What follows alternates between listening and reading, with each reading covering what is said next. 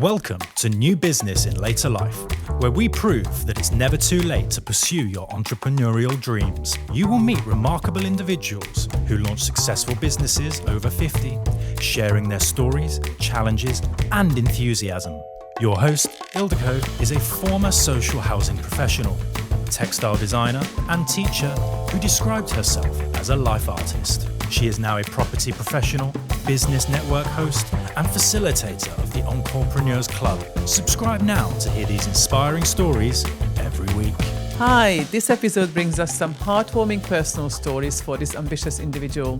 Paul Newman is a director of Hilton Ames, a company that is now proudly bearing the title UK Chauffeur Operator of the Year 2025. In his former life, Paul spent 20 years in corporate publishing, followed by a successful period as a retail owner. After retiring, he thought, sod this, I'm not going to sit at home twiddling my thumbs. So when an opportunity presented itself and an old friend invited him to set up a now prestigious company, he jumped at the opportunity. Nowadays, he also plays international masters hockey, which might just lead to a new business venture. Watch this space, and please stay put and listen to this episode to find out more. Thank you very much for joining me, Paul, to talk about new business in later life. Please tell us, what is this new business that you've set up in your life? Okay, so 2 years ago, I was 65, and a good friend of mine, Andy Hilton, approached me and said, got this idea for a chauffeur business. We launched the brand in November 2 years ago. We started with 3 drivers and 4 vehicles, and we now employ 18 people and have opened offices in Cornwall, Devon, Somerset and Dorset. Wow, that's... In 2 years, it's pretty good going. Quite a progression in 2 years. Yeah, You jumped my second question, how old you were. So 65. 65, yeah. Can you tell us a little bit more about your past? So have you ever run businesses before? Were you working in corporate? Both. A little bit of history about your work life? So for the majority of my life, I worked in the media industry. I was the advertising director of the group that owned the Western Morning News, Express and Echo, the Plymouth Herald, and the Herald Express. And I left there when I was 55 with a wad of money in my pocket, because I could retire at that time. So at 55, you said? Yeah. Right, okay. Set up my own landscaping business and my own publishing company. I spotted a sports shop for sale in Hunterton, and I decided that's what I wanted to do. Because just take over the sports shop with the equipment and everything as it was up and running? It was a tired sports shop. It was a tired business that the owners had lost sort of interest in and lost direction with it. At the time, I was also coaching hockey professionally. Of course, as you do. As you do, yeah. I mean, since your retirement, and I put it in speech marks, retirement, you've already mentioned numerous businesses that you started up, landscaping, sports, coaching. Yeah. Carry on. And the shop had a proper synergy with what else I was doing in my life. So I thought that makes good sense. My background in media sales has made me a very confident person to go and meet other people. How does a sports shop meet up with the landscaping? My father was a very keen gardener. Right. And I'd learned a lot from him. And I preferred hard landscaping, so I employed a few guys that knew what they were doing. Right. But I was able to, I suppose, put the creative input into it. I knew what I wanted the projects to look like, and these guys were able to deliver it. And they still run that business, so it's still going. Oh, I see, okay. I have nothing to do with it. And it's not my business anymore. But the sports shop just matched everything we wanted to do in terms of developing my professional life in hockey. I still play hockey. I play... Oh, that's fantastic. International masters hockey. So that's, to put it another way, old gets hockey. And my son describes it as really good hockey in slow motion. That's interesting. And funny, just last night we were watching... Paddy and Chris go road trip, the guys who took over Top Gear. Yeah. And they've gone to Sweden and they did play hockey. Yeah, but that's not proper hockey. That's ice hockey. Okay. Yeah, proper hockey's field hockey. Right, okay. We don't have to describe it. It's just hockey. Okay. But you're from Norway, aren't you? No, I'm not. I'm Hungarian. Oh, are you? Yes. Well, they play ice hockey there. Yes. More than they play field hockey. I would imagine so. Yeah. I don't think I ever come across field hockey until I came to the UK. Really? Probably not. No, No, I wouldn't have thought so. But yeah, we do have winter sports. Yeah, I used to ice skate when I was young, racing. Oh, speed racing, skating. Yeah. Yeah, right. Well, Yeah. only a tiny little bit. I was about 13, 14. Yeah. Didn't really do very well, but I still loved it. The reason for selling that is so I can divert more energy into the other projects I got going on in my life. I.e. the business development director for a really good chauffeur company. The whole podcast is sort of based on talking to people who started a new business in later life. And I kind of drew the line from my own experience of turning 50. But my goodness, you're 10 years in and you've started up so many new businesses. Yeah. You see, my body may be 67 years old, but my mind isn't. And I don't think it'll ever be old. I've got a young family, relatively young, they're adults, 19 and 21. They keep me young. I coach young people, and young adults, not children, young adults to play hockey. I surround myself with younger people, and I think that gives me stimulus within my own working life and private life to, stay young and fit of mind. And keep your mind young as well. Yeah, absolutely. That's amazing. So what's your routine to keep yourself physically fit? Not what it should be when you consider... I'm expecting to play in the European Championships in Germany next year for Masters Hockey, in the International Masters Hockey. Good luck with that. Setup. I monitor my steps religiously. I try and do 10,000 a day. Don't always achieve that. Through coaching hockey, I have to keep physically fit to do that. Although it's relatively sedentary compared to the people I'm coaching, I am active. I also play league table tennis. Well, that's good for jumping around. And it's good for reflexes, and it's a fast game, and you sweat. If you're playing a proper game, you will be, pretty exhausted at the end of it. People think of table tennis as ping pong, but when you're playing league tennis, it's a different sport, completely different sport. So I do that, and that's the way I keep. I don't really have a regime as such. I do some weights every day at home. I find it easier for me. People are different. Some people like the getting dressed, going out to a gym. I find that too time consuming. I like to get up in the morning. I get up early. I usually get up around 5:30. Get as much as I can done before the rest of the world wakes up. So I'll have done some resistance training with bands do you and mean weights. Like your personal care regime that you get done early in the morning, or you get straight into work? I don't have time for it any other time. Biggest skill with what I do is balance my diary. Because the business takes up a lot of time. Yes. When you've got 17 chauffeurs logistically all over the Southwest and the UK and beyond, then that takes a lot of time and energy.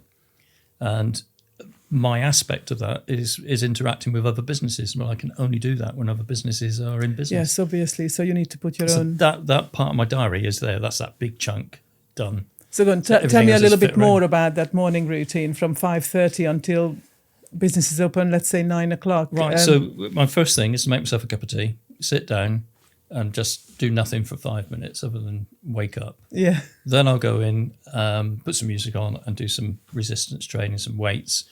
No cardiovascular. Then I'll go in the shower, have a nice cold shower and then switch it into a more relaxing warm shower. And by that time I've probably then I'll sit down and I'll do some... just look at my diary, not so much for what I'm going to do during my working day, but what I'm going to do that evening, the evening after that, and prep for it. Then it's off to work, and I don't leave for work until 9 because the traffic is horrendous. And one thing that I won't do is sit in traffic because that's dead time. By leaving at 9, rush hour's gone.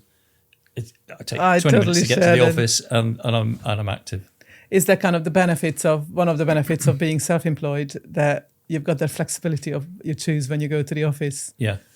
I used to have flexi time in one workplace before, and I did exactly that. What's the point of sitting in traffic for 40 minutes when you can get there in 25? That's why, with chauffeur work, it's really good because all our cars have 5G Wi-Fi in them. Right, yeah. So for a lot of the corporate work, people like it because they can sit in the car, someone else is worrying about the risks on the road. All they've got to do is sit in the back. If they want to flip up their laptop and do some work, they can. And it's even more conducive to work than being in a train carriage where you've got somebody maybe shouting down their phone Yes, somebody. Absolutely. I need to make my way to Heathrow soon for a sort of lunchtime flight, but of course need to be there hours before, and I'm contemplating whether to go on a train or a coach. But I think I can sleep better on a coach. You probably would. So probably that would be my choosing. Yeah. I was going to go back to the cold shower, because I take cold showers as well. I could kind of follow a similar routine. I get up, make a cup of green tea, although I have the tea later when I do my meditation, but I do exercise and then have a cold shower. I find that it does absolute wonders to my determination and my mindset. What do you find? What's your primary reason for doing the cold shower? Do you know, I have no idea. Somebody said it was a good idea. I do find it wakes me up. Maybe that's something. The main thing. But the guy I was talking to was very persuasive. He did cold water swimming. And I said, I can't do that. I'm not a very good swimmer anyway. And he said, well, just take a cold shower. Yes. It has the same effect. And for the life of me now, I can't remember why I do it, but I do feel good for it. Yeah, I find like the first minute is really difficult and getting in, isn't it? And then it gets better, and then the third minute is just so enjoyable. By then it feels hot, a bit like when you go into the sea. Yeah. But I find that determination that gets me into the shower and makes me turn it on really spurs me on when it comes to business. Yeah. So for me, that mindset that cold shower gives me has made me so much stronger in this past year since I've been doing it. Yeah. So. Yeah. I wouldn't go as deep as that. I just find I feel better for it. Fair enough. So let's talk about business a little bit more. Okay. So you are the business development director. So if you tell me a little bit more about what your job includes, and then we're going to go a little deeper into how you make it happen and difficulties and pros and cons. The responsibility that I have for the business is to grow the business, is to make the business sustainably bigger now than it was a year ago. We've done that really well. The growth of our employees is a good testament to that. We don't bring people on unless we need them. We've had our best ever month during the month of October, and yet we've had months where we haven't turned over so much money and have been far more stressful. Now we seem to have got our balance of employees right, and we're able now to provide more travel solutions to more people, obviously make more money for ourselves, but at the same time, we do it with less stress. Recruitment's key. Apart from business development, we're also responsible for the HR aspect of the business. And the recruitment is so important, not only to the success of the company, but the culture of the company. Our chauffeurs have to reflect the brand that we stand for. Yes, absolutely. Because the majority of clients only ever see our cars and our chauffeurs. And that's it. That's our one opportunity to impress them to want to come back and use us again, which they do. So what are your greatest challenges? What I'm sort of picking up is, as you mentioned, recruitment. But then is training an important element of it? Do you train? We do a proper induction for all our new drivers. What we have found, we seem to have tapped into a rich vein of recruitment. The majority of the people we employ are retired police officers. How interesting. So a lot of them ex-traffic cops, and they have really good driving skills, driving qualifications far and beyond what's required of a chauffeur. And they understand service so well. I was going to say that they are able to provide the service, aren't they? So and they're always immaculately turned out. So we've not had to address any of that in terms of training. All we do is just teach them the chauffeur etiquette and how we would expect them to drive, which is a little bit different to the way that they may have been taught to drive. But nonetheless, all their driving skills are eminently transferable to what we do. And we just add the extras on. Little things like if you've got a celebrity in your car, you don't pull up alongside the other vehicle at the traffic lights in the middle of London. You offset so that you can't see into where the passenger is. Most of our drivers seldom stop at traffic lights. Now, what I mean by that, they don't go for a red light, but they will retard the car so slowly and so gently that by the time the traffic light is beginning to go green, they're able to just drive through it. Just roll and not even step on the brake properly. I mean, that's a real challenge in central London, Mike. But. So this company is a chauffeur service. Yeah. So are all your cars executive and you provide the executive service? Absolutely. 100%. What are the greatest challenges that comes with? Buying the vehicles. I mean, that's a great financial commitment. Right. Okay. So from the financial perspective, that's a difficulty. And then of course once you've got that asset, then you have to make sure it's working for you. So we monitor closely, the amount of time the car's being used and are they paying for themselves, which they are. I suppose, yeah, absolutely. So I'm trying to draw a parallel. So I'm in property. Mm-hmm. Obviously, I don't necessarily have the money to buy a property outright, so I would take out a mortgage. I would assume that you would take out some kind of finance on a car. Yeah. And then while I would rent out my property and earn money from the rental income, which is obviously partially covering the mortgage and whatever associated costs there are, you would have similar things. Yeah. Now, but with us, we have other overheads as well. We've got to pay the staff. We've got 4 offices that we have to maintain. So the vehicles have to work hard. Now, in property, we would end up with a property still at the end, which one would hope that it would accumulate value over time. How does that affect your business financially when cars are not really known for keeping their value? Well, that's something we have to take into account. We tend not to keep them that long. We rack up the mileage quite considerably. And once it reaches a certain mileage, we'll start looking at the on cost that brings with it. So, a car that is 2 years old to us may be 5 or 6 years old to the average user. So that will start to attract bills that we don't want. So we will move it on quickly and then buy a similar vehicle or better to bring it in. And of course, the other addition to that, the business is growing, therefore we need more vehicles. Yes. So there's another challenge there as well. And my job is to make sure the wheels are turning, the chauffeurs are getting the hours they want, and the business is continually moving forward. It involves a lot of networking. We do a lot of networking across the Southwest, and not just here in Exeter, but down in Cornwall, Somerset. Yeah, obviously I've met you in a few locations. Is there anybody else who does something similar to you? Because as you say, you cover a number of counties. So are you able to go and do all that networking, or do you have other colleagues who do similar things in the company who represent? Well, I do the majority of it, but our MD, Andy, does an awful lot as well. And we also have a really talented head chauffeur, a lady, which is very unusual in our industry. In fact, we have 2 lady chauffeurs. And Eva is the current professional driver of the year. So she is the UK's top chauffeur. So it's rather nice for her to go out and network with people as well, because people are fascinated. A, she's a lady, and B, she's not only a lady, but she's the best of all the chauffeurs in the UK. Awesome. Congratulations to her. Yeah. Now, that's really interesting. You say it's unusual to have a lady driver, but I see an increasing number of taxi drivers, female taxi drivers as well, but also like in the construction industry. For years and years now, there have been people. I mean, I did a business course some 12 years ago or something, and there was a lady who was becoming a plumber. And I've got a friend who is a decorator, and then somebody else who's got a construction company, but she actually goes out and does work. So females are getting into what used to be known as the male of workforce. I think you're right. There are a lot of lady taxi drivers, but there are very few chauffeurs. Okay. But in your clientele, is there a need? Do they particularly request female? Are there, like you mentioned, celebrities already, or anybody else really? But do they actually specifically request a female driver? A lot of people don't realise it until they have a female driver. Then they ask for them again. Interesting. Yeah. So it really is so rare. Yeah.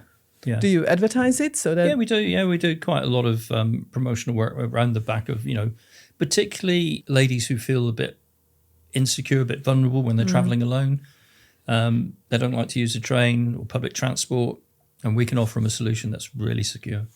I mean, as I said, most of our drivers are retired police officers anyway. Their DBS check is a given, because they couldn't be doing their job if they weren't that.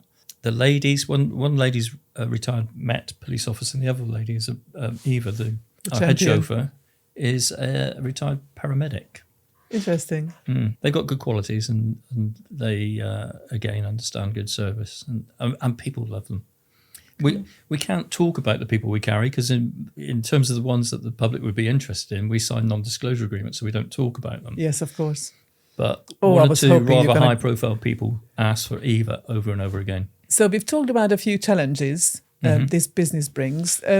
talk to me about the ups of it. So why chauffeuring, and why do you love it so much? Because clearly you are very enthusiastic about it. You're very proud of your achievements over the 2 years. So what are the best things about this chauffeuring business? Well, there's loads that I like. I don't do an awful lot of driving myself these days. Which is, Did you do any at the beginning? I did at the beginning, yeah. Okay. We all dipped in, rolled our sleeves up and got stuck in, except we can't roll our sleeves up because it's not in our uniform protocol. But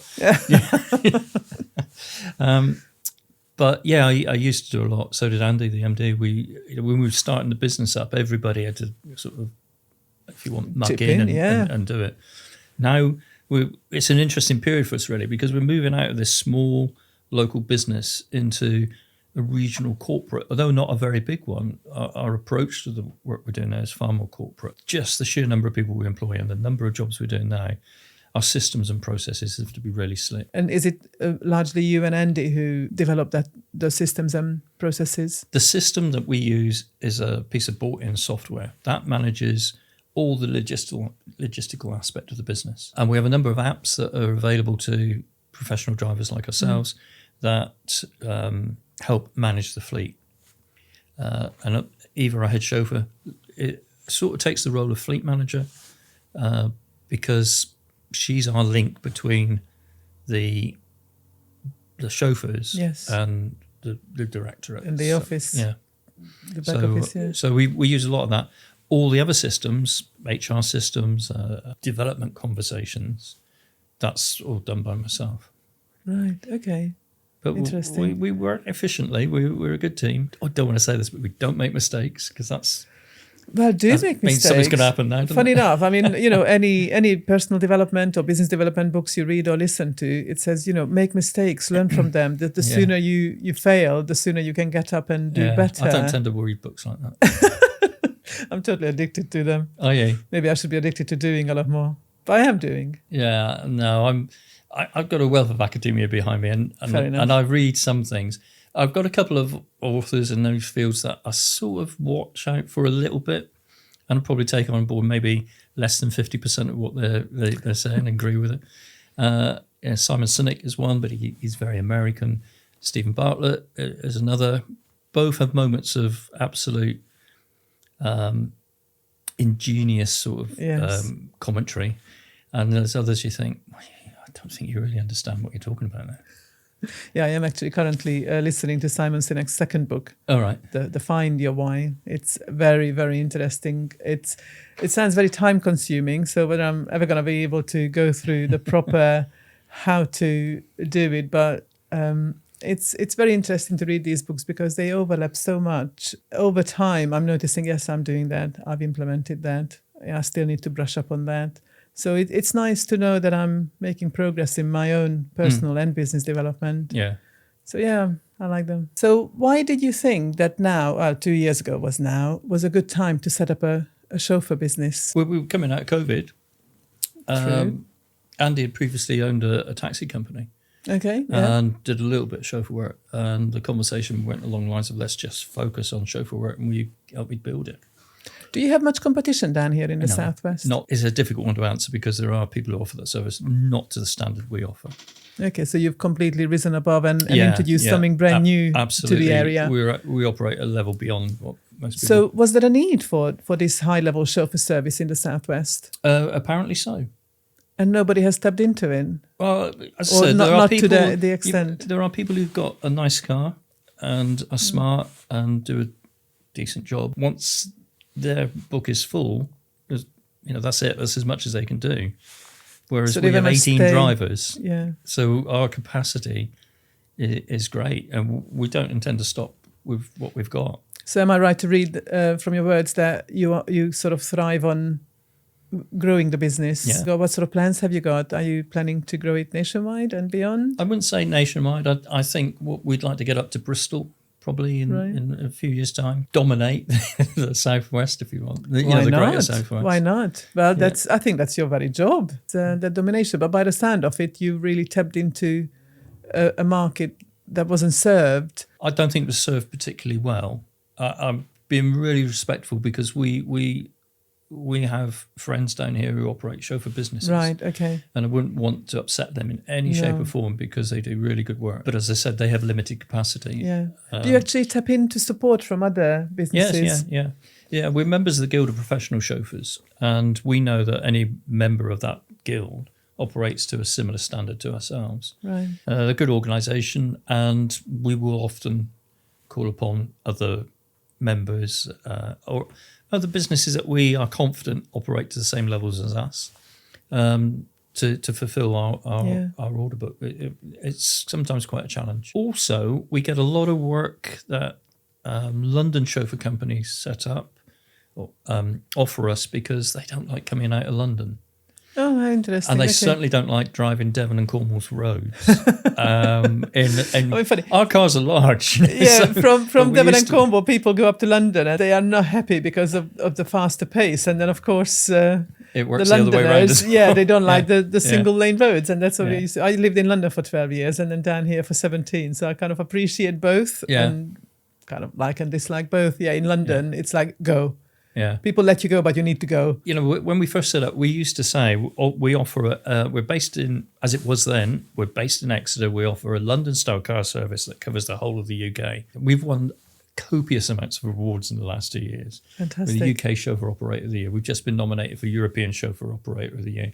We've picked up 2 global awards for chauffeur excellence. Are these largely based on your client feedback, or do your clients vote nominations for you, from people we don't necessarily know? We don't know who nominated us. And some of these awards go into so much detail. You've been nominated, please provide us with the following details about your business plan, your social media content, what do you do?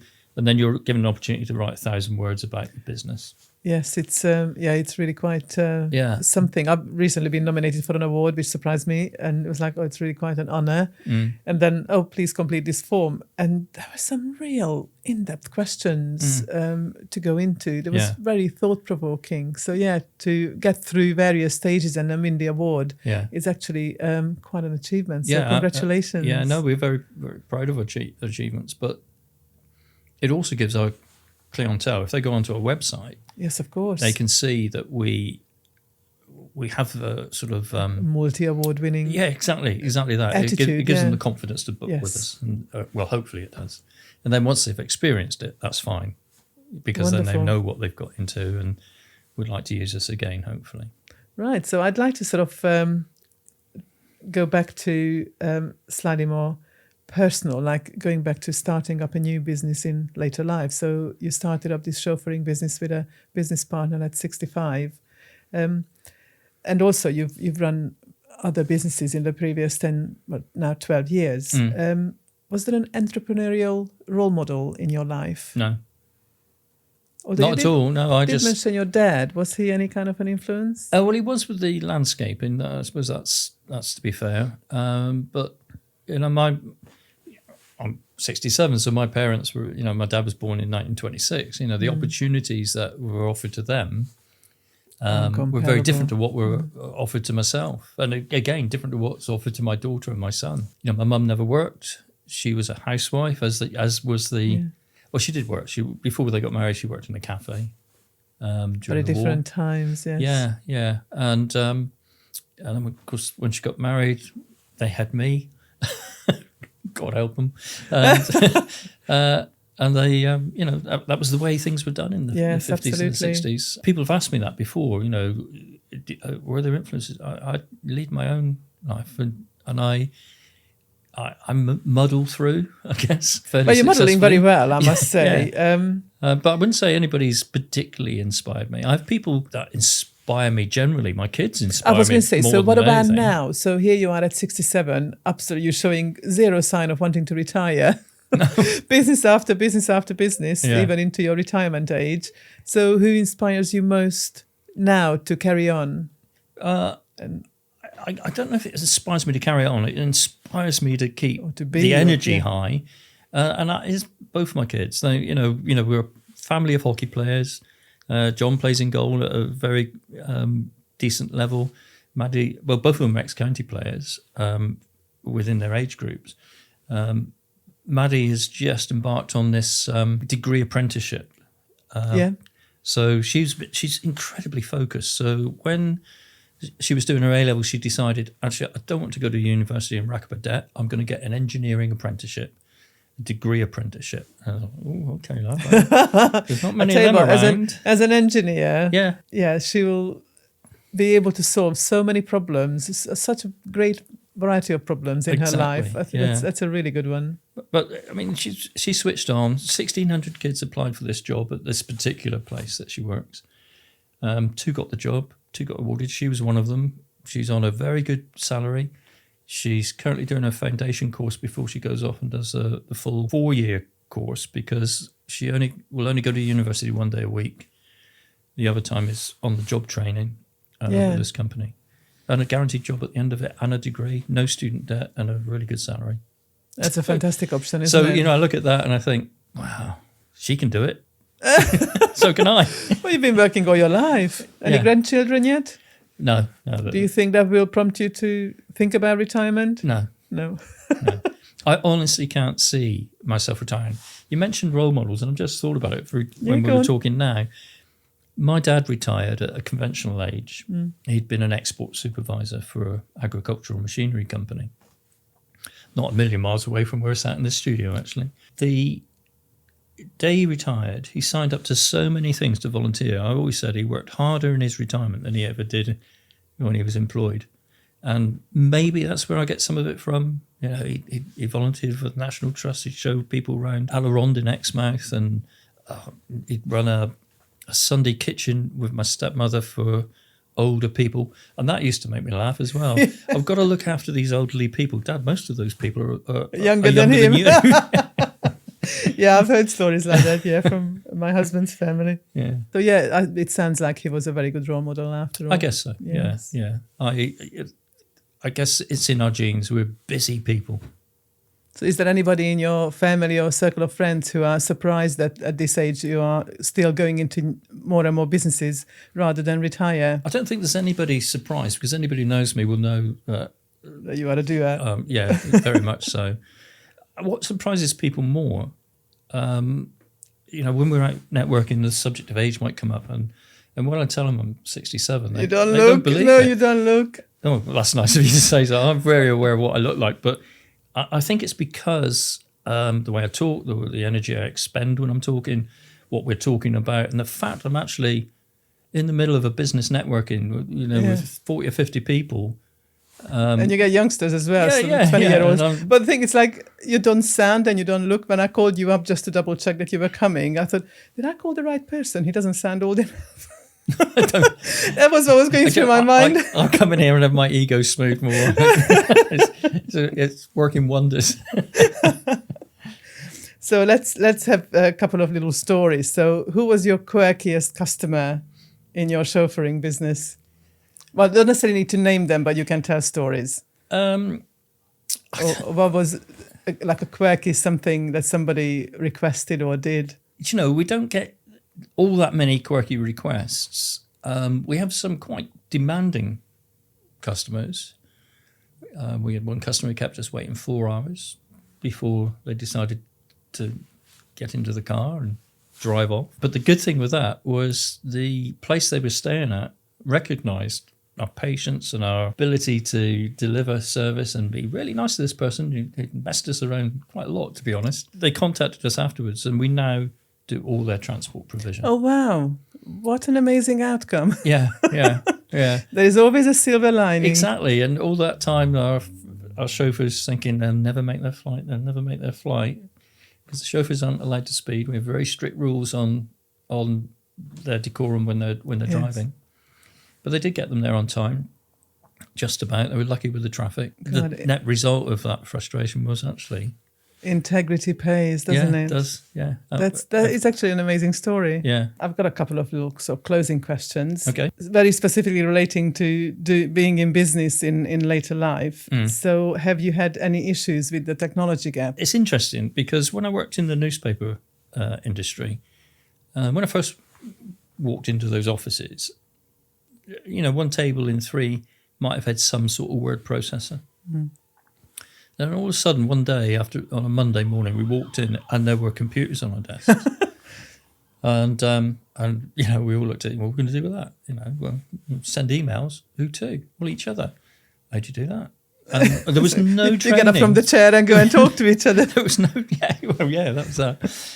But there was no training. We were self-taught. We virtually learned everything off of trial and error.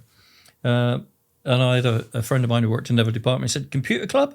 Okay." And 4 of us would go off and explore what we could do on this computer. So what do you do now with AI just completely taking over? Fine with it. Do you use it? Not a great deal. We don't. I mean, it could do. We talked about entering these awards. It'd be great, if you put in the right questions into ChatGPT. They'd probably write them for us, but I don't want to do that. Or you still need to put in your own heart and soul. I mean, apparently the breakdown of the AI uses that 30% is your input. Yeah. So you have to put the right stuff in. Exactly. And then 40% is what it gives back to you, and then another 30% is what you make of it. Yeah. And if you don't do that, then it's going to sound like AI. I don't have a lot of time for people my age who say, "Well, I can't do that. I'm no good online." Well, that's just a mindset. I'm older than you. Oh, yeah, but we never worked with computers. Well, get your head around it. Yeah, it's just something new. I don't understand how anybody can live their life now without some sort of digital interaction. I don't think that's possible. No. Even my 76-year-old dad finally succumbed to owning a smartphone. Last year I gave him one because he was panicking that they're going to turn analog phones off. But there you go. So yeah, it is still a little difficult for the older generation. I'm really pleased to hear that you are taking it in your stride. No. Although you're not really doing chauffeuring anymore, but I was kind of wondering, does chauffeuring, despite being considered to be a sitting kind of job, does it have any physical demands? No, and that's the problem. A lot of chauffeurs put on weight, and I'll be interested with our latest intake to see whether they've got the personal discipline to make sure that they exercise enough. Or do you want to introduce something into their work life where they actually, within work time, perhaps need to do some exercise or some self-care? It would be lovely to offer them some sort of group exercises to do together. Yeah, because you can offer them gym membership, but if they don't go, it's not going to be useful. The problem we got is they're like ships that pass in a night. Somebody could be doing a 2 a.m. pickup from Heathrow, whereas somebody else could be in Southampton dropping people to a seaport. And the times when they're all in the office together are very infrequent. So we can't really. It's down to the individual. I mean, in terms of the challenges, it's more of a mental one, of tiredness and making sure that you're refreshed enough to drive. That we don't encourage any of our drivers to do a long shift on, say, Monday and another one on Tuesday. We'll give them a break. Yes, of course. Ironically or ridiculously, there's no legislation for lorry and coach drivers. So we take the lorry drivers approach. Fair enough. Well, at the end of the day, you want to look after your staff. Yeah, very much. Like you started looking after yourself at the beginning, you look after all your staff. Yeah, we have a sense of duty towards them. And do you find you have any time constraints? We kind of touched on it a little bit at the beginning, like balancing a business and family life. No, I don't. Because I've always been very disciplined with that. My family, my children particularly, come first, foremost over everything. Because it's a new business, we've instilled that in the way we operate. From the outset, that it's for you in the office, it's a 9-to-5 job kind of thing. Yeah, I noticed Andy, our MD, was overworking. A guy who's brilliantly logistically was beginning to make a couple of mistakes. Not that impacted on customers, but I think that's not like you. That's So now what we do is, because we operate a 24/7 business, we have the company phone transferred to either his or mine for the week. And for that week, we're totally immersed in the business. Okay. And for the other week, you're totally 9 to 5. So that means that one person, one of the two directors, is always completely involved in the business, and we can answer any queries at any time. And then you get a week to rest and recover. It makes it easier for holidays as well. That sounds like a very nice routine. Yeah. Because you can switch off. Yeah. That's something you can't do in the corporate world. But also, world. I think what comes through to me is that at the same time, both of you directors are always fully aware of what's going on with the business. Yeah. So it never runs away with just one of you. We've got a lovely lady in the office called Jenny who does a lot of our invoicing. There's a system that does it, but she will have the odd query, and it's interesting that she'll just speak to all three of us who are in the office today, for example, and she'll say, "What about this job? Did they pick up on time? Did we have to wait?" And both of us answer, "Yeah, 3 hours." So So we're all aware of what's going on. Do you think you will ever kind of get away from it a little bit to be a little bit more distant and allow the business to run itself? Or Yeah, absolutely. That's exactly what we're going. That's the stage we're at now. When I said we're going on that convergence to corporate journey, and it might mean more staff. It might mean more admin staff, which is a challenge in terms of we're not that big yet, and although we're doing very well, that's a job that doesn't generate revenue, in the purest sense. Making those decisions at the right time is a really important everything. What I'm finding, obviously, setting up the podcast, running a property business, everything is always a bit front-loaded, and you need to be quite resourceful and definitely grow your business and just do your numbers well. We're going to end this interview with a little quick fire round. Go, hit me with it, but not Do too you hard. have any? Do you have any regrets for not setting up this particular business earlier in your life? No, I think it's absolutely the timing was right. The time is right for the business. As I said, we came out of COVID, identified nobody was actually doing what we're doing, and I think if we'd done that before, if we'd done it pre-COVID, then oh my goodness, that would have been. Although our majority of our audience is fairly bomb-proof in terms financially. Yeah, but still, when we couldn't go anywhere, we couldn't go anywhere. Could you? Mind you, I got around that one. I drove for Amazon. I was a flexi driver during the COVID year, and it was amazing because there were no cars on the road, beautiful blue skies all the time. I was out 4 days a week. I did exactly the same, Sainsbury's. Yeah. Needed drivers, and I thought, well, I can drive. Just need to be resourceful in life, and at least I could get out, and it was beautiful driving around Devon and Cornwall. I enjoyed it, really. I did too. Going in, doing a job, coming home, not having to think about it. Yeah. Would you consider setting up another business? Yeah, why not? What kind of business would it be? One of the aspects of the sports shop that we had was a really good printing business, garment printing. So we would. What sort of printing? Sorry. Garment, right? So, yes. Sport shirts, tracksuit tops, that sort of thing. And I've always thought, wouldn't it be good to have a little more of a fun business which had unusual T-shirts that you could design yourself and print. All the printing equipment, know how to use it. And so that trickles through my mind, and I'm thinking, no, don't be silly. I could have a shop. No, don't be silly. Well, I've just seen a shop. I know a shop like that in Torquay, and they're right on the waterfront. Oh, I know exactly the one you mean. Loads and loads of stuff. Yeah. Probably won't happen, but it did cross my mind. Are there any books or podcasts you would recommend to people who are starting up a new business or thinking about starting up a new business in the later stage of their life to help them along? I honestly, I'm the worst person to ask that question to because I can't have my own way, really. And as I said before, I don't tend to read that type Fair of enough. product. And finally, is there anybody you would recommend that I could interview or you would like me to interview who is in a similar position where they started up a new business in a later stage of their life, like over 50? Most of my friends are retired and living on the Algarve or something stupid like that. My best friend at school, he was a police officer, strangely enough, retired as a sergeant, and is now living his best life, reinvented himself, strangely, as a photographer. And he has a great life, and he's the same age as me. In fact, he's actually 6 months older than me. Sounds brilliant. I'd be more than happy to interview him if you wouldn't mind contacting him and ask. Okay. Well, you're going to go out to Portugal, or are you going to do it with modern technology? I can. I'm sure I could twist my arm to go to Portugal, but if not, then I can do it over the internet. Yeah, indeed. I'm sure. Thank you very much, Paul, for coming on the podcast. My pleasure. I really appreciate your time and your insights and your bits of advice relating to business, the pros and cons of running a chauffeur business. Thank you for coming on the show. It's my pleasure. Thank you. I'm thankful to Paul for sharing his inspiring story with us. I hope Paul's journey in the chauffeur service industry and his budding ambitions for new businesses has shown you that it's possible to start a new business at any age. Here at New Business in Later Life, we are committed to showcasing stories that prove your experience is your superpower. If you've been considering entrepreneurship, let Paul's example motivate you to take action. For those interested in Hilton Ames chauffeur services, you will find that information in the show notes.